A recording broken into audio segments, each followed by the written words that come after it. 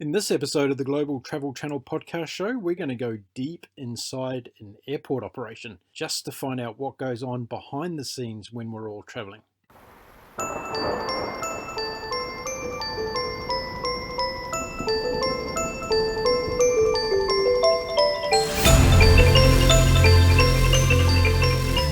Hello and welcome to the Global Travel Channel podcast show. My name is Mark Philpott.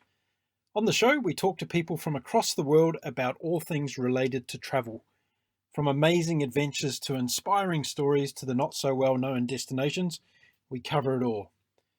You can find all of our previous podcast episodes on our Global Travel Channel website at www.globaltravelchannel.com or on Apple Podcast, Stitcher, Spotify, and a whole host of other platforms that are mentioned on our website. The Global Travel Channel is a collaboration between travel writers, photographers, YouTubers, podcasters, and bloggers from across the world.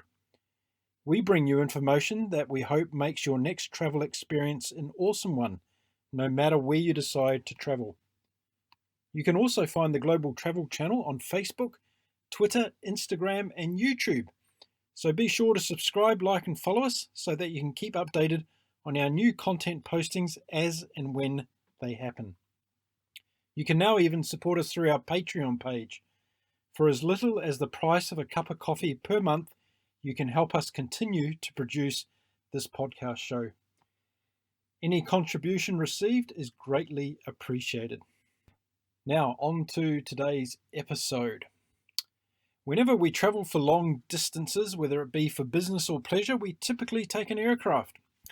Airports are kind of places that you either love or dislike. They can be stressful places, but have you ever stopped to think for a second and thought about the massive logistics operation going on behind the scenes to make an airport function efficiently?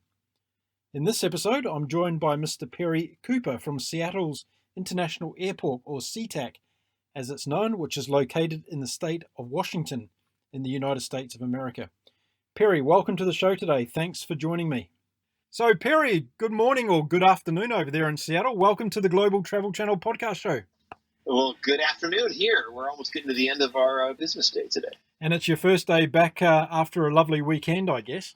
It was. I had a tennis tournament I played in. Our team didn't win, but I won a couple of matches. So that's good. And we've got the US Open starting over in New York today as well. Nothing that level. Nothing that level.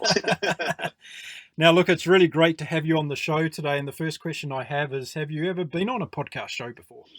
We've had a couple that we have here locally, but nothing like the effort that you've got going here and the amount of people and the amount of distance that you're covering here. So really, really interested to hear what you and your listeners have to ask about us. Okay, brilliant. Well, I thought we'd start off by, seeing you're a newbie to my show, I get the option of being able to ask you a random question to get things going today. So I thought I'd ask you this one out of the blue. Can you tell me what's your favorite snack food when you travel? My favorite snack food? Wow. It's probably just really basic chips and chocolate. Chips and chocolate? A little salt and a little chocolate candy type stuff, right? So you mix a little candy, mix a little salt, and I'm happy with a drink, and I'm doing great. Oh, wow. That sounds like a great combination. I haven't tried that. I bet you've got all our listeners running to the chocolate and the salt to try that one out right now. Hopefully they won't beat me there. So now I'm talking to you over there in beautiful Seattle today, and it's one of my favorite places. Actually, I've been to Seattle quite a lot, and I must say most of the time I go there, it rains though. Is that something fairly unique to the area? That is pretty typical of us. If you talk to some of our folks back in the old generations, they used to have a group called Lesser Seattle, and the description always was is if you invited people from out of town to Seattle and they were here during the summer on a beautiful day, you would say, you know what, it rains the rest of the time of the year. Go back home to where you are and don't move here. Keep it Lesser Seattle. Well, as most people probably know, we are one of the fastest growing cities in the U.S., so that has not worked out very well over the years. People have found that out, but we do have some grayer times. We actually have less rain here than Miami gets during the year. Oh. but Miami gets them in big clumps, and big pour downs. Yeah. Ours gets spread out a little bit more. A lot of people talk about London being kind of similar. Right. Okay. Interesting fact. I didn't know that one. That Miami actually gets more rainfall than you. That's an interesting statistic. Yeah, it's just spread out a little bit more here. Have to use we that. had a lot of days where it may be a little foggy or cloudy in the morning, but then by midday or the afternoon, the sun comes out and it looks beautiful. And we all think that on a sunny day out here in Seattle, nothing else around the world beats it. Yeah, I bet. Absolutely. It's a beautiful place. And it's a beautiful part of the world, actually, that whole state of Washington. It is. It certainly is. Now, getting on to the show, I mentioned to you just before we started recording that I've started a series on the Global Travel Channel podcast show talking about airports. And I have a number of chats coming up with different airports around the world because I think it's a really interesting aspect for a lot of the listeners who are frequent travelers, and they come from all kinds of different demographics to understand some of the challenges that airports have in making that efficient, seamless kind of service for its passengers and cargo. We shouldn't forget cargo as well. So I decided to start having chats with different airports to give you the opportunity also to share with us some of the things that you're doing to advance services for passengers, etc. And also talking about the big elephant in the room, the environmental impact. And as we all know, the huge impact that aircraft have on the environment is one of the main topics in the press around the world at the moment. And I've just recently had someone on my show and we were talking about that quite extensively. Before we get on to that though, how long have you been working at Sea Tac? And can you tell everybody a little bit about the history of Sea Tac? Sure, you bet. I have been here just entering my 13th year now. I used to be in the television industry as a reporter and then transferred over to this side of the microphone, as it were. So now people interview me instead of the other way around. Sea Tac was actually begun shortly after World War II. So, Boeing at the time was working on aircraft, and there was Boeing Field down closer towards the larger city of Seattle.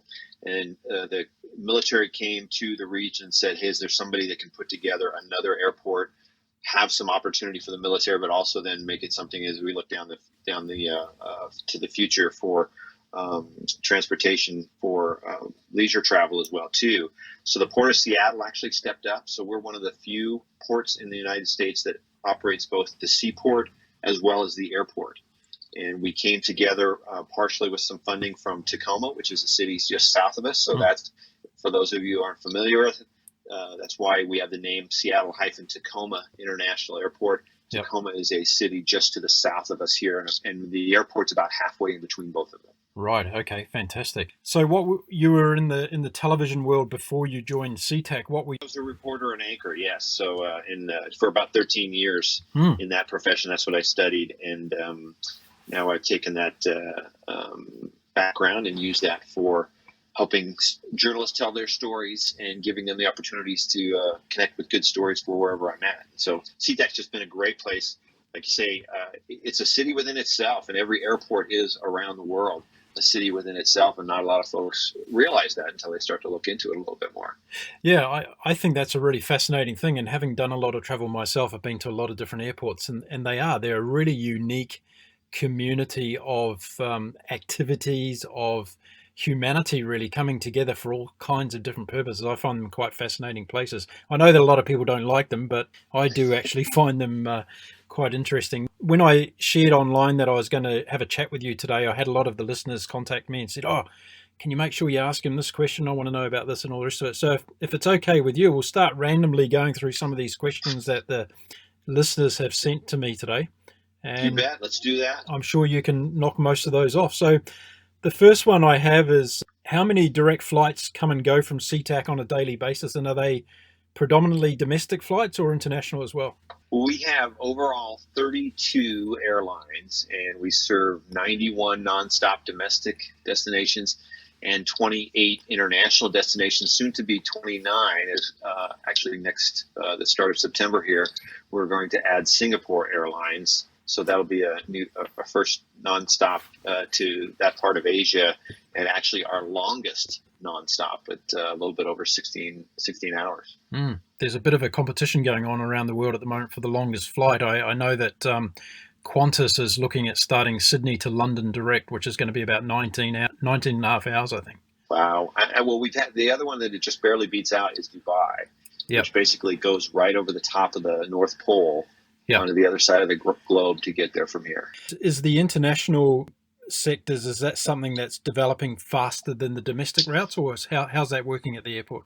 It's about 10% of our passenger traffic right now. So it doesn't sound like a lot, but we have been growing really, really fast in it. So the number of destinations that we've added 11 new international airlines since 2016 and 14 new international services. So 2 more from other airlines that have already been here. So we've added everybody from Volaris to Virgin Atlantic, Aeromexico, Aer Lingus, Norwegian, Thomas Cook, Cathay Pacific, Japan Airlines, Singapore. Those are just 3 here this year.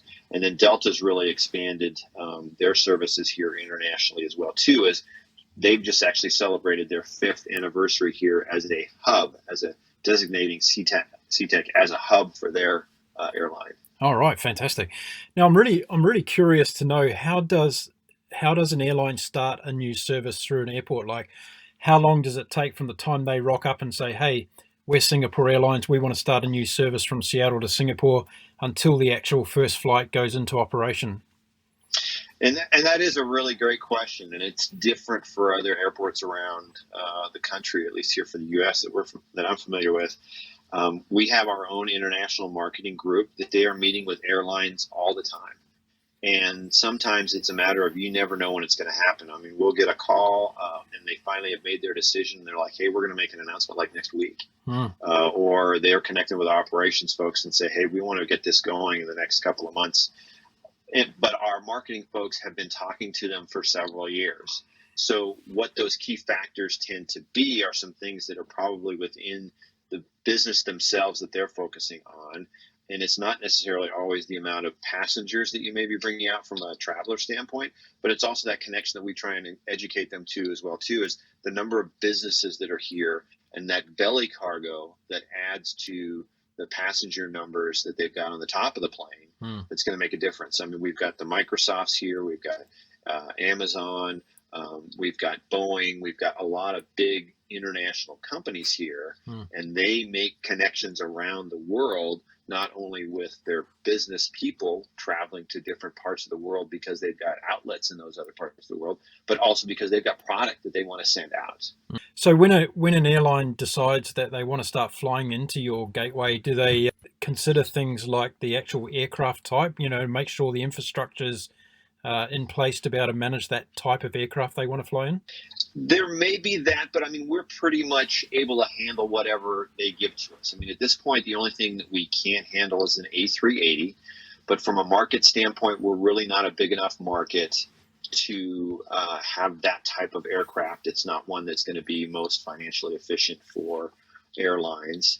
Of course, we know that that's been a lot of those A380 program now may be winding down, but we see a lot of the new aircraft like the A350s, the 787s have early on ANA was one of the first user of the 787s, and they came here early on as well. Asiana's used the A350. And even some of the more domestic ones here, we just got a new announcement from Air Canada using the A220 from here to Montreal. So the more efficient modern aircraft really fit in well here to the numbers and the regional attraction for those airlines. So the trend is tending to be smaller, more efficient, fuel efficient, quieter, and lower cost of operation for the airlines today. Is that right? Exactly, and that's what the manufacturers are working on. Obviously, we've seen those turn in people's heads for those types of things, and even the situation with the Max and Boeing, which is something else that's a whole nother topic. But that's the attraction for that aircraft then as well too for some of those more domestic routes here from our area. Okay, great. That's a great overview of what's happening as far as the traffic coming into Seattle goes. Now, this next question is coming from one of our contributors at the Global Travel Channel. Her name's Donna Salter. she's just recently spent some time in Denmark, and when she was leaving Copenhagen Airport, she realised that the aircraft didn't start up at the gate at normal time of pushback. They actually went out onto the runway before they started their engine, and the reason given for that was that they're trying to clean up their environmental footprint over there. And I was interested to know, or we're all interested to know, is that something that Seattle's looking at extensively in terms of your environmental policies and how you're being able to make things more efficient at the airport? It is, and Donna, if you were on the aircraft here in Seattle, you would find the same thing, because we actually have what we call preconditioned air. So we were the first airport that has all of our gates with preconditioned air connections at every one of our locations. And what that means is that when an aircraft comes into a gate, they can turn off their engines and their APUs, which is the little engine in the back of the aircraft, the auxiliary power unit. That's usually what heats up or cools down the aircraft while it's at a gate, or keeps the lights on, those kinds of things. So we have a hookup for electronics, so they don't have to use that for their engines. And we also have then a tube that connects to the aircraft itself, and it's either pumping in cool or warm air to heat or cool the aircraft. So that's something that we have been very much a leader in our in the United States. We feel like we're one of the leaders for environmental projects, and we have a multitude of those types of projects. And we want to be the ones that leads the way for a lot of these types of things. Another project we also have is electrified ground equipment, which means that we are trying to turn in all of our 600 plus ground service equipment of the airlines on the airfield to electric vehicles. It's been a great partnership that we've had with our main hub airline, Alaska Airlines here. They've already turned those over. So we have about half of our airfield right now that's at that point. So we've put in the infrastructure for electric charging stations, and they've been bringing in, so their baggage carriers, their pushback tugs, all of their equipment that's on the ground that manages the aircraft is electrified. So that helps us manage the footprint that we have specifically that we can manage as an airport. Fantastic. How long ago did this process of innovation commence as far as that Sea Tac goes? It's been something we've had for a while. In fact, we were one of the first airport in the country to have a overall assessment of our environmental carbon footprint at the airport. So we put together, and we have a tracking mechanism that we have used.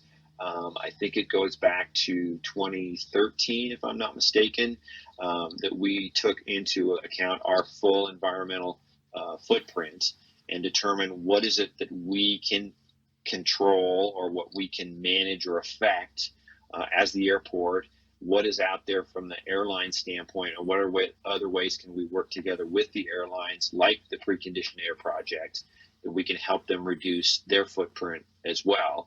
And then just recently in the last couple of years, what we've been working on with the airlines as well too is to try and implement sustainable aviation fuels, which is basically biofuels, and trying to find a way that we can get over that hurdle, with the goal to be, we want to be the first airport to offer biofuels to every airline at our airport when they arrive here.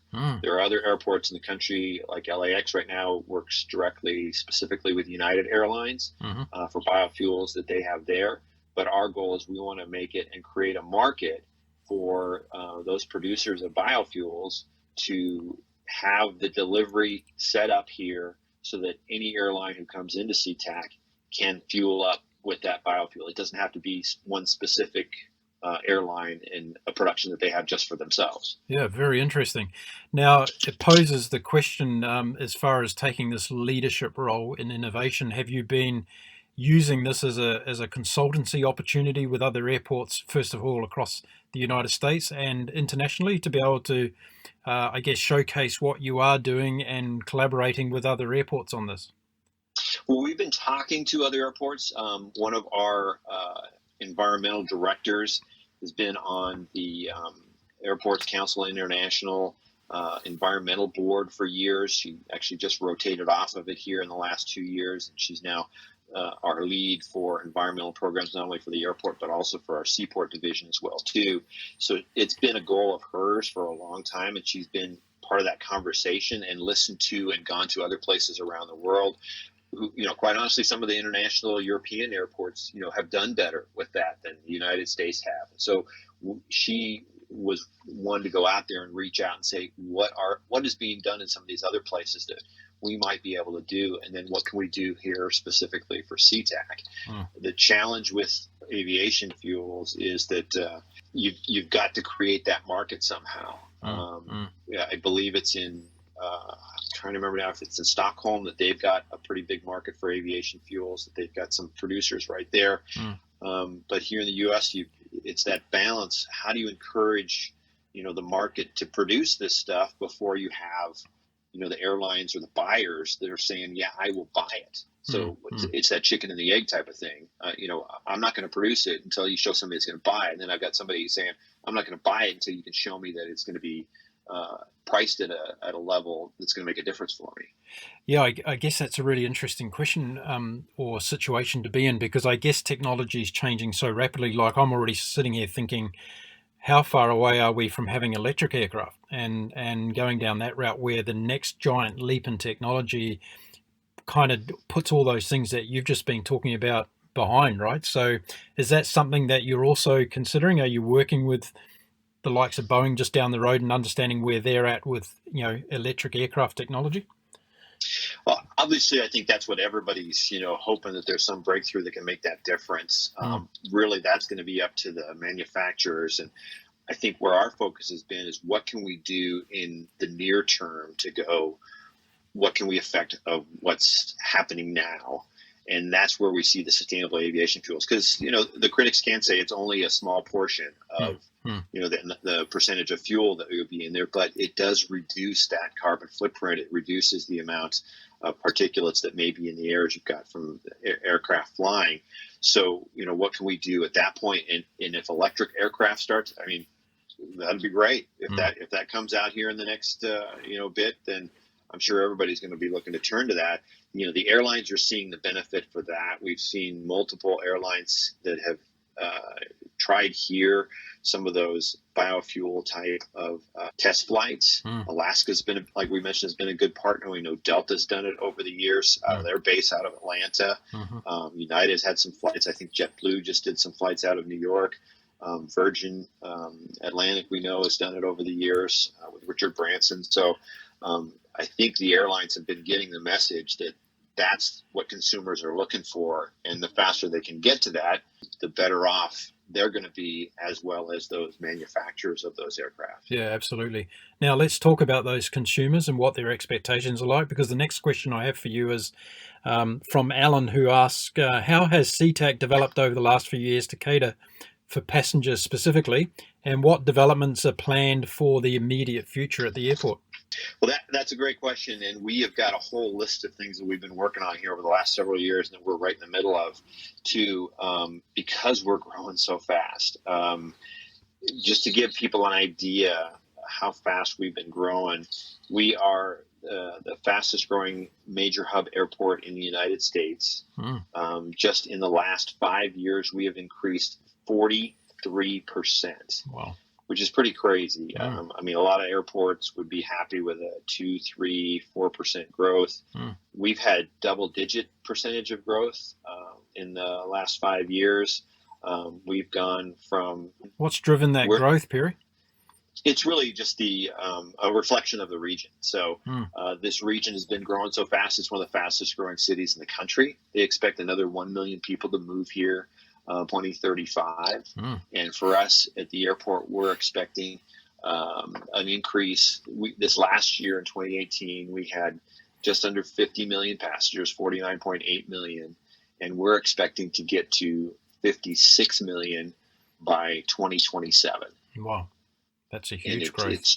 It's just amazing how fast it's been going. And so part of what we've been doing is trying to catch up on a lot of things that over the years, quite honestly, we've been behind in, because a lot of pieces of our airport go back structurally, infrastructure-wise, to the 1970s.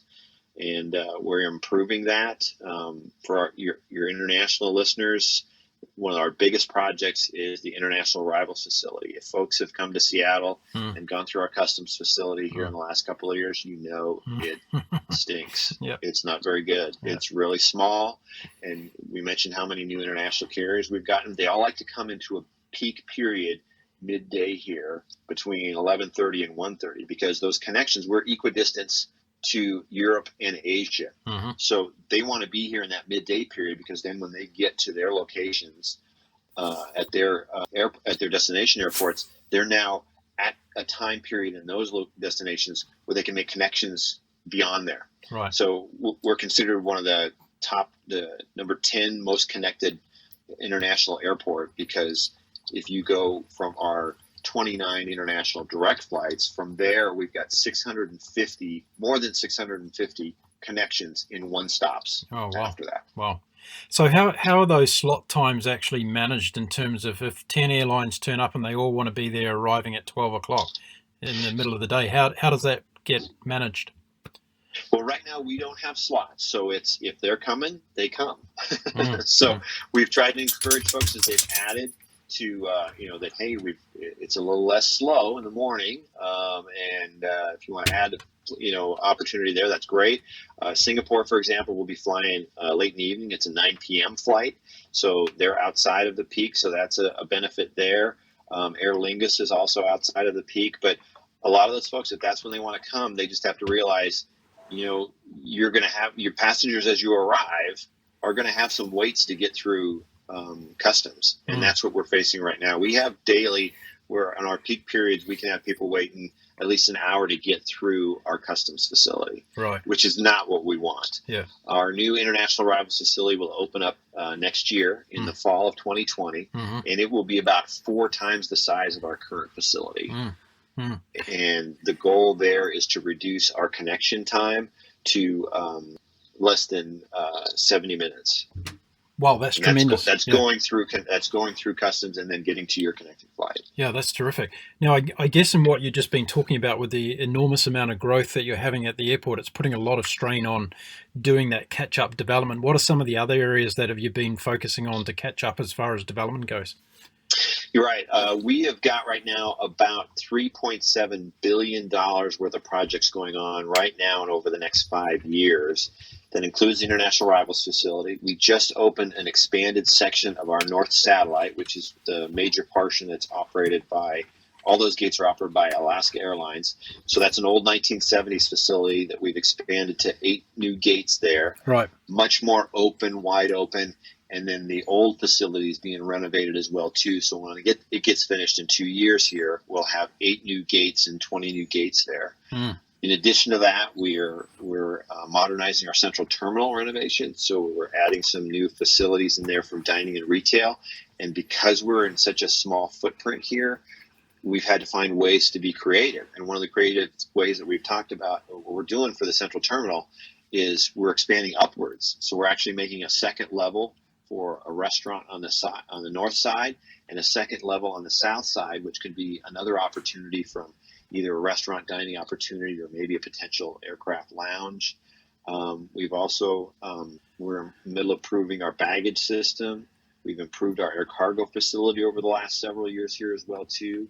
We're renovating virtually about 90% of our dining and retail spaces. So just in this last 6 months, since the start of this year, we've opened 19 new dining and retail spaces, and we'll have more to come over the next year and a half. There is just a whole plethora of things that have been going on here. And our struggle has been, like, say, we're a small footprint airport. We're surrounded by three cities.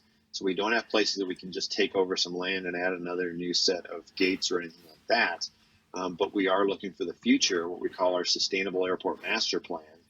Sustainable being a key word in that, and looking ahead to how we expand and add some more gates and facilities. And our current proposal is to have a new north terminal that would add another 19 gates to the airport here as well, too, because this traffic volume is continuing. People are still coming in. More flights are coming in.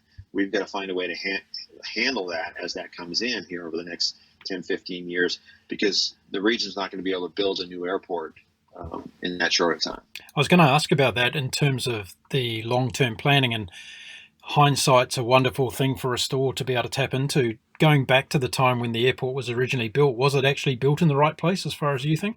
Well, I think we're in the right place. I think one of the challenges, just anecdotally, that we have is actually the shape of our airport has been a bit of a challenge. So when it was first built, back in the days when you didn't have all the understanding, the technology, or the history of weather and how it affected flying, our airport was four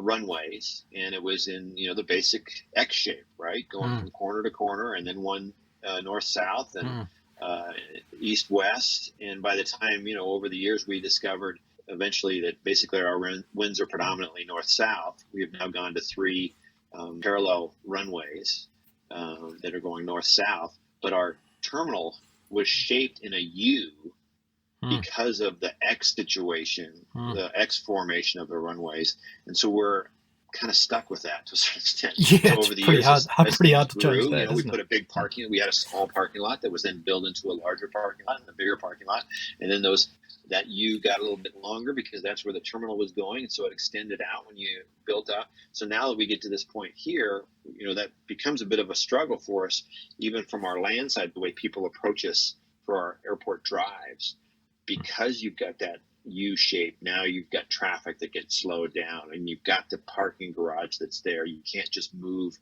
the terminal and make it larger on the inside for ticket counters and for baggage areas, because now you got this big, massive hulk right next to you with that concrete. And those are things that we have to now think of as we make these expansions, because in order to expand, you're going to have to move something else, and it's that domino effect.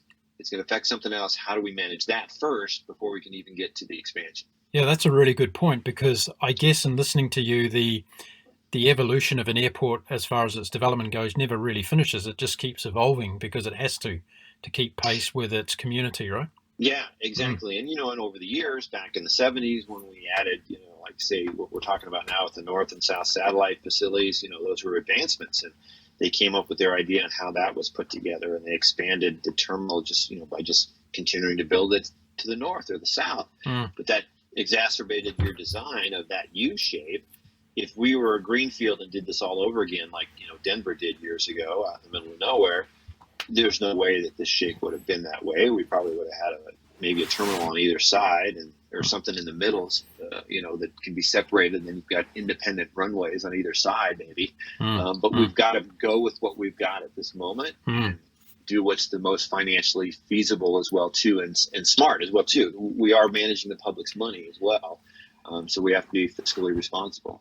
So how do you do all this development and keep the impact on your customer, the passenger, and the airline to an absolute minimum? And that's a great question. One of the great quotes I've heard from our airport director, Lance Little, who's been here 4 years now, it came from Houston airport system. He likes to say that our construction in an airport is like doing open heart surgery on a marathoner during the race. That's a good analogy. Yeah, because unlike, you go downtown to a city or, anywhere outside where you're going to build a new building, you can close the whole block. You put a fence around it. It's like, all right, it's closed. We're going to build this for 2 years. Then we'll open it up when you come back in. At an airport, you've got to build this while also running the airport. So not only do you have to find a way in which you're going to fit this new piece that you're going to put in the puzzle, but you also got to make sure what's that piece taken away, and how's that going to affect all those other operations there. Right now, we're currently down a couple of gates on both ends of the airport because of the construction in the North Satellite and in the International Arrival facility. Yeah. So then that reduces the amount of gates, contact gates that we have. For your international passengers, you may not be as concerned about it, but some of our domestic folks are not as used to it. We have more what we call ground boarding or hard stand operations over the last couple of years, and those have been increasing because of this construction that we've got and how fast we're growing, which is where you come off the plane, you jump on a shuttle bus, and then you take that bus to a walk-in space into the terminal. For the United States travelers, that's kind of unusual, and we get folks that are not happy with that. We've tried our best to make it as good as experience as you can for our aviation geeks, as we lovingly like to call them, as they call themselves. Yeah. They think it's pretty cool because you get to look outside the window and you see past all these aircraft instead of just going through the tube of the aircraft, going through a tube of a walkway and going into the tube of the terminal. Yeah. I guess as a traveller, and lots of us have experienced an airport under construction as being a most frustrating thing to deal with in some instances. And then when you go back to that location again and the airport's all brand new and spanky, it's a different experience. It really does, and it can have a direct impact on your travel experience by arriving in an airport that's in a total mess of construction. Exactly. I mean, it's just like you think of trying to redo your house. I know you're in the middle of a boat, so I don't know if this works for you anymore.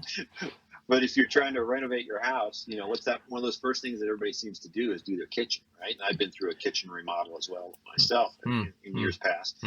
So what happens is, suddenly, whether it's 2 months, depending how good your contractor is, 6 months, you're now baking everything out of your microwave that's over in a corner in your living room.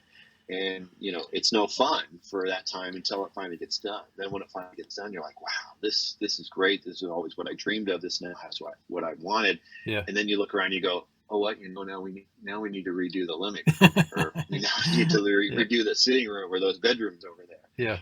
And you'll go through the same type of thing. Yeah. So it is a challenge. And quite honestly, I mean, that's one of the things about our folks here. We love our folks here, our team, and they just really think really hard about what some of those effects are. And sometimes we get into some of those things and we hear from our passengers that say, hey, this or that, there's a concern that we have here and that we hadn't thought of, or that may have been, unintended consequences. And is there a way that we could help, alleviate that situation in the middle of the construction? I guess the important thing and the takeaway from this part of the conversation is to make sure the open heart surgery on the marathon runner at the end is actually a success. That's a good point. We don't want to fall down in the midst of it and be a total bust. Yeah. Right? Now, getting back to my list of questions here, I really got a smile on my face with this next one because I think it's quite good. And I guess it's something that you can tell us as airport operators what we passengers can do better to help the experience for you, actually. And the question is, what are the most frustrating things that passengers do at an airport? Oh, wow. What I should probably do is connect you with our Pathfinders, which are our people that help everybody over and over again. The biggest thing, quite honestly, when you go out and you're helping people, it's mostly about finding their way and understanding where they're at. And I'm sure everybody understands that. You go to a new airport, the industry phrase is, once you've seen one airport, you've seen one airport. Everything's a little bit different depending on where you're at, based on geography, the location where it may be, the way the aircraft situation is happening, the number of the runways. I mean, every terminal is a little bit different. So you can't just walk into one and go, oh, I know I'm going to go to the north or I'm going to go to the south because that's where the car pickup is, or I know that's the taxis are on this side, or this is where the next set of central place dining and retail is. So it's always a little bit different. I know that the number one question for our folks is where's the bathroom? So that's a big thing. That's another one of those renovations that we're doing right now. We're in the midst of renovating our restrooms. That's a big key for people coming off the aircraft. They want to have nice facilities. We're upgrading those. And then otherwise it's, where are those spaces? I think the one thing that we try and do best with is, what's that customer service touch that we can reach out to people and get them to understand, hey, we may be in the middle of some construction going on here. Be a little patient with us. Here are some options I can point you towards. We're not doing these, we don't have a space closed for renovation to frustrate you and make you walk further. Yeah. We're doing it because we're trying to do better for you in the future. It's really going to be a case, though, you're never going to keep everybody happy, and there's going to be those members of society that are going to complain about something anyway, right? This is true. Like I say, we love everybody. We love all of our travelers. But when someone says that we'd love to see a yoga facility here because there's one in San Francisco. The reality is that doesn't necessarily work for us here in Seattle. The reason for that, if I can get into that, is just that we have about 70% of our passengers are what we call OND, or origination and destination passengers. That means 70% of our people either start their trip here or end their trip here. Unlike, say, a San Francisco, LA, a Denver, a Chicago here in the US, a lot of flights are connecting passengers. So they'll see more people that are, say, maybe flying into San Francisco. Now I've got a 2-3 hour wait before I make a connection to wherever I'm going, whether it's internationally or across the country. Maybe now I want a place where I can go hang out and do yoga or do a workout. Here in Seattle, that's not something we've seen a lot of folks want, because they get here and they're like, all right, I'm out of here. I'm jumping into Seattle. I'm jumping into the region. I'm going to go enjoy myself. Or the connection is a lot shorter and they're not here very long. So like I say, each airport can be a little bit different in those ways. That's really interesting. It's very much like airlines themselves. They all ultimately do the same thing. They fly you from A to B, but they all offer a different package along the way. You're right. And an airport is pretty similar to that as far as what you've just explained. It serves a different purpose depending on its actual location. Right. And then it's always easy to go, I got this from the other guy. Why don't you give it? Now, talking about yoga options at San Francisco Airport, when I was doing some research on Sea Tac, I came across a very innovative music program that you guys have. Can you tell us about that? Yes, exactly. That's our Experience the City of Music program that we've actually came together. We just passed our 6th anniversary earlier this year for that. And it came about because one of our Port of Seattle commissioners was on a trip with the City of Seattle music partner from the city of here. And they actually went through Austin Airport and saw this wonderful music program that they had there in their airport. And our commissioner turned to the city planner and said, hey, how come we don't have that in Seattle? It's a great idea. So they came back with it. It's one of those situations where you have the boss leaves and sees something, and then he comes back home and says, all right, you guys, put this together. It came together in a great space. I mean, we've expanded from what we had originally, which I think was 2 spaces where our local musicians would play at, and I believe we have 8 now throughout the airport. They've been set up so that they know exactly what the sound works for each one of them, so that you actually can go from one space to another as you're walking through the terminal. Hear the one performer, and you can't hear the other one down the way until you get away from that performer and they start to fade out, and now you start to hear a little bit of the one that you're approaching. Fantastic. So they've even worked it from just the logistic standpoint of the sound and how it works from space to space. We've been working with our local musician community, which we've got a lot of big names out there. Macklemore early on actually had one of the overhead announcements out here. Wow. Before he got to be really, really big. And we've got a lot of some of our other Seattle area folks, including Heart, as an old 1970s band. Absolutely. They've been out here, and they're on some of our recordings as well too. One of these days, we're hoping that we might be able to get one of our local groups to suddenly, surprisingly show up and maybe play for free, but still trying to figure out how to make that work. But that could be something down the line, I can surprise like that. You're lucky the boss didn't go to Burning Man and come back with that idea. There you go. Good point. I'll mention that to our guys who put that program together. But listen, I think that's such a fantastic initiative, and it's something unique in terms of an airport potentially being a footprint where a musician could actually launch their career from. It's extraordinary. Yeah, exactly. And we did actually a Facebook Live here about a month or 2 ago, just before the summer started. So if I can tout that, we're at Sea Tac Airport. It's our Facebook page. That's one of the things that he actually talked about, is that he comes here. We are actually one of the best gigs, or most sought after gigs, in the Seattle area. And part of it is because the time of day. You can do it during the day, whereas normally, he said, musicians are waiting for the evening before they get their gigs, and they're not doing much else during the day. He can come down here and do a 2-hour stint. Which is what our rotations are. Is they'll do 2 hours, and have some entertainment and connection with people here. And he really loves that back and forth that you get with people who are walking by that you don't get in, say, maybe being on a stage. It's you're further away from people. Yeah, that's extraordinary. The more I think about it, the more fantastic it is. Have you seen this at many other airports that you've been to personally?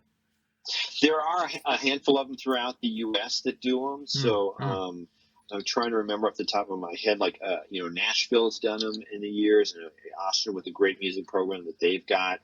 There have been others that have started it up, I know, because of what they've seen for our success out here as well, too. So it's been one of those ones that's really kind of caught on in different places. And, it's been really fun for us. We've seen it grow quite a bit, and then just the feedback from people. In fact, we've got a couple of anecdotal stories.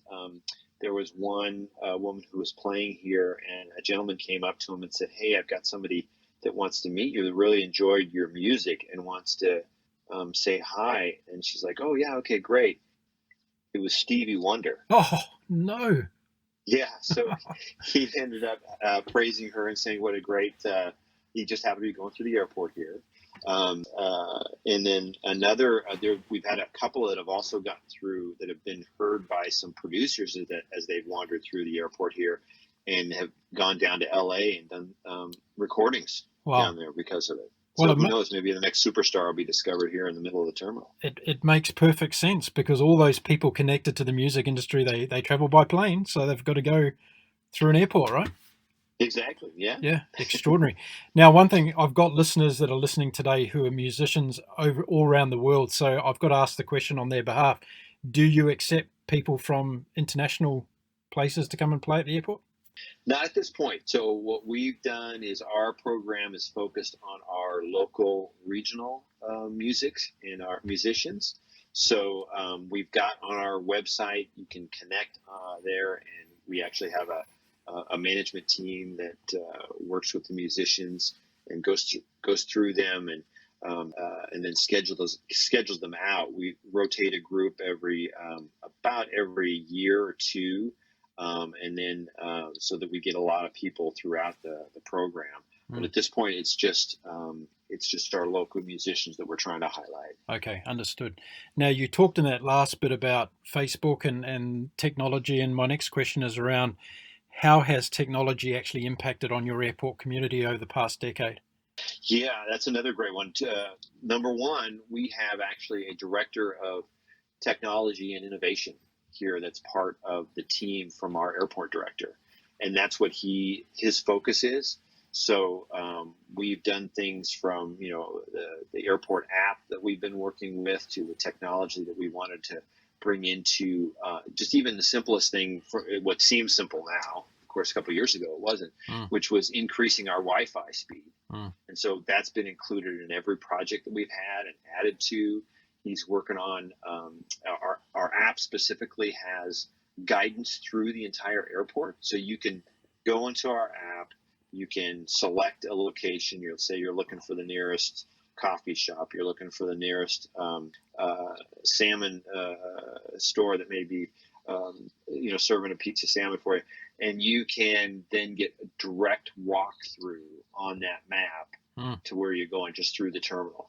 More than you can get from a Google with on the street, because it's so hard to see through and look through some of these buildings. Those are things that we're working on. We mentioned the technology that we've been working on from an environmental standpoint. Our North Satellite is working. That facility actually has water tanks underneath it that collect the rainwater off of the building, and will save about 750,000 gallons a year to do flushing for the restrooms in the facility. Great. Those are some things. We've worked also with technology companies. IRA is one. It's AIRA. They are a company that helps. They're assistive to low visibility travelers. So they actually work with glasses that they can put on, and it has a Wi-Fi connection to it that ends up talking to a person with the IRA group who can see through the glasses and see exactly where they are, and they help them make their way through the airport. And we actually pay for all of the Wi-Fi fees for anybody that uses it on the grounds here at the airport. Terrific. Are we far away from seeing things like autonomous vehicles running around the airside, or what? Well, we have taken that into account in part of what we're thinking about for our drives and what we're going to do on our landside standpoint. But, we haven't seen it yet. But those are some things that we have to keep in mind is to be ready when we do that. Part of our master plan is also redesigning our the airport expressway, the freeway that comes into the airport. So we have to keep that in mind to how that's going to work. One of the things that is kind of, I guess, passenger autonomous that's coming up is how people go from one space in the terminal to dropping off their bags and getting to their gates in their airline. That's part of our baggage optimization program we've got going on right now, which is upgrading our entire baggage system. The essential idea down the line for it is to be, you can go anywhere in the terminal, drop off your bags at any space. You don't have to go to a specific airline counter. You can just drop it off at any bag drop space. And whether or not you're on the south end of the terminal and your aircraft is on the north end of the terminal, your bag will get there. So I guess the impact of technology and innovations that are coming out having a massive impact on how you look at the development of the airport. I'm really interested to know, you mentioned earlier in the episode about the big name companies that are in town. You've got Microsoft, you've got Boeing, you've got Amazon. Are there any direct links between those organizations and the development of Sea Tac in the area?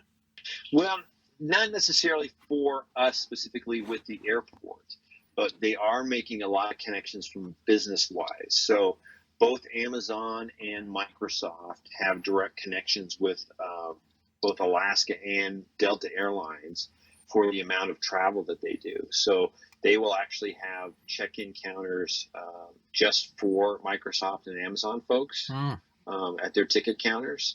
And if I remember correctly, I think it's Microsoft has an amazing number of people that are traveling in and out of the airport doing business with them, whether it's people going out or people coming in.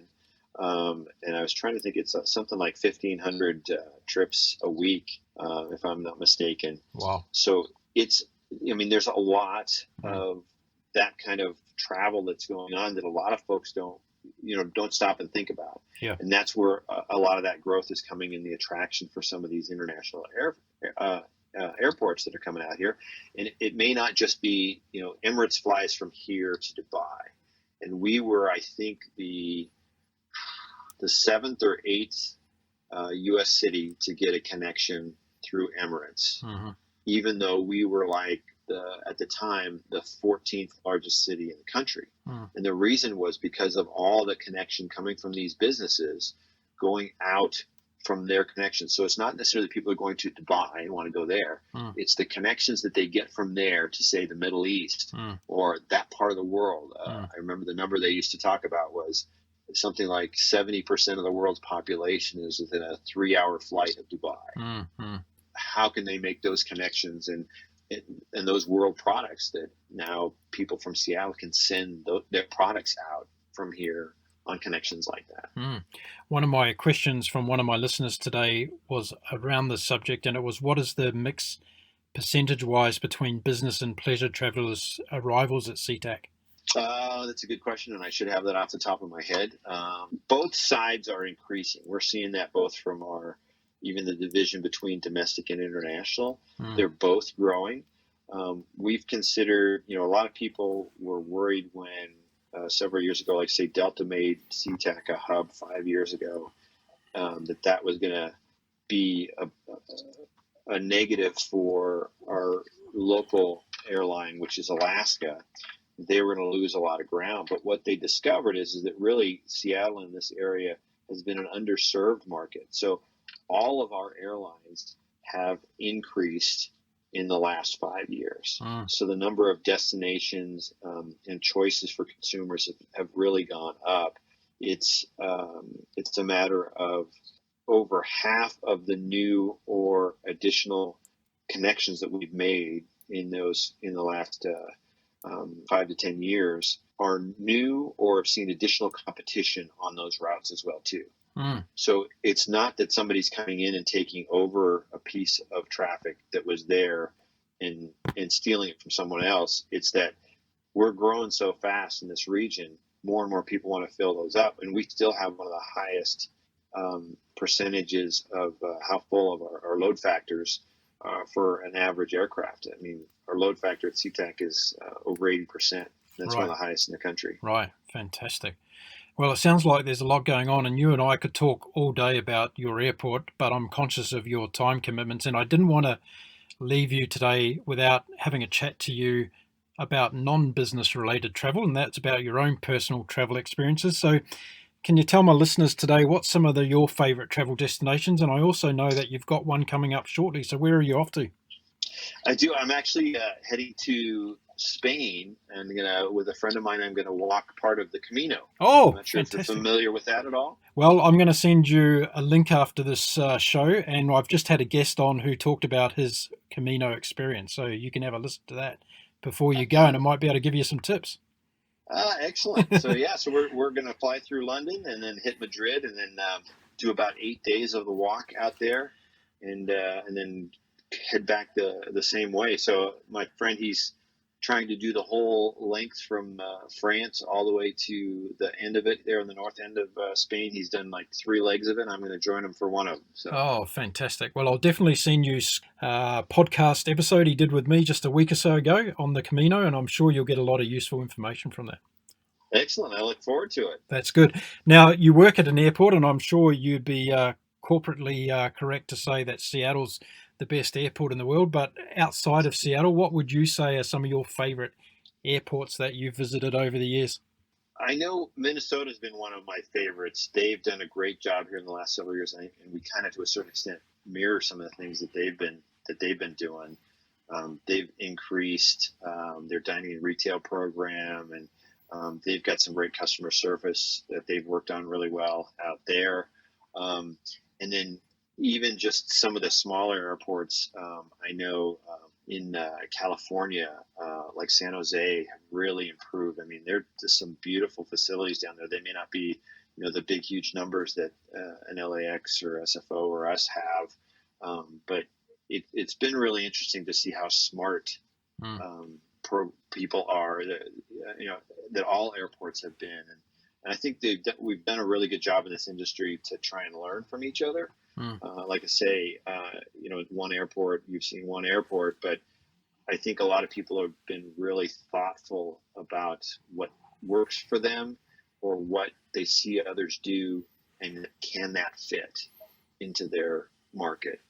As someone that works in the industry, what actually impresses you about another airport when you visit there? I'm probably like a lot of folks. It's about what you kind of run into and that first things that you think of when you get off an aircraft.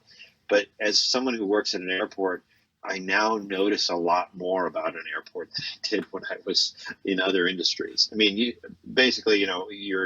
going from one place to another, and it's like, all right, now I want to get to that car, or I want to get to that gate, depending on which way you're coming into the airport. Now I look around a bit more and I go, oh, look at the variety of shops that they have, or look at how they've set up this, or look at the windows and how much natural light comes in here, or that's an interesting way that they've got the setup for electronic plug-ins. It's in a stand versus on the side of the chair, or so it's as you get into different things, you start to notice different pieces about it that even our reporters, I've heard people say that before too when I brought them in for tours. They're like, wow, the airport looks a lot different than it is when I'm traveling, because you're so focused on where you're going to go and what that next step is. Yeah. You don't look around much. Yeah, that's true. Yeah, very true. So maybe that's one of the suggestions for, the average traveler. Take the time to look around a little bit more. There's some interesting things, whether it's an art program or, seating or different stores and that kind of stuff in an airport that you may not have thought of because you've only gone as far as that tunnel vision you had to get to your one gate. Do you actively pursue and survey your customers at Sea Tac to give you ideas on how to improve the experience at your airport? We do. We do. We actually have an entire department, our business innovation department, that goes out and does quarterly reports for us. And we find out what the top concerns are and try and address those. Like I said, I mentioned Wi-Fi was one of them from a couple of years ago. Now we're like I think one of the latest surveys, we're the fastest airport Wi-Fi in the country. And we're really proud of that. Of course, we're a big tech community here in Seattle. So our folks expect that. Our techie folks expect that. But we want to be answering to those folks, and we even track that online, and then with our social media here as well too. That's become a focus that we now have created an entire customer service department that's under Lance Little, our director here as well too, and that's looking to do even more in making those connections. Great. I'd like to inspire a few of our listeners to visit the beautiful Puget Sound area because it is such a lovely part of the world. So before I say goodbye to you, can you tell me or tell my listeners 3 hot tips on visiting your local area there? Where should they go? I think the number one thing for me and for us out here is Mount Rainier. So on a beautiful day when you're coming into the airport, even if you come into it from the air, you may be passing Mount Rainier as you come into the airport. It's a good drive to the south, but it's one of the most beautiful backgrounds you can have for an area. Downtown Seattle is beautiful. Everything from Pike Place Market, which is a great place that's known around the world to here. And then Tacoma has been really blossoming as well too. There's a great new development that's down there with the city of Tacoma Parks called Port Ruston. It's one of the last undeveloped spaces along the waterfront on Puget Sound.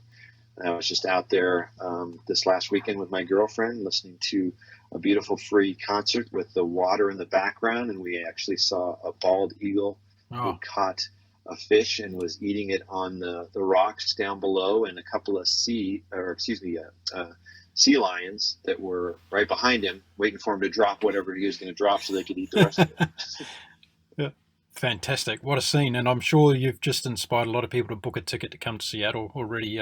So you've done a great job there, Perry. Listen, it's been an absolute blast having you on the show today. Thank you very much for accepting my invitation. And I tell you what, I'd love to get you back after you've done the Camino to get your story on that, because I think that's such a great experience. And if you're happy to share it with my audience, I'd love to have you back again.